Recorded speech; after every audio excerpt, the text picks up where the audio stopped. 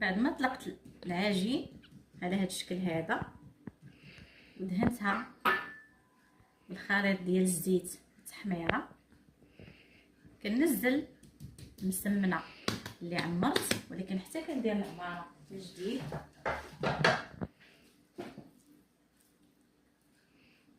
كنوزع العماره على هذا الشكل. الخليط اللي عندي انا راه ديجا عمرت الاولى وعاود حليتها وعمرت الثانيه.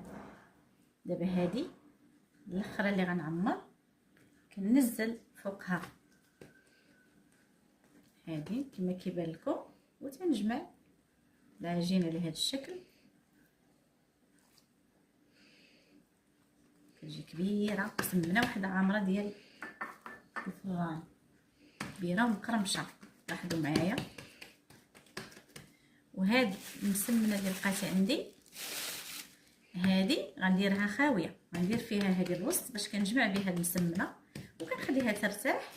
كنقرصها وندخلها للفران وتشوفوا معايا النتيجه النهائيه.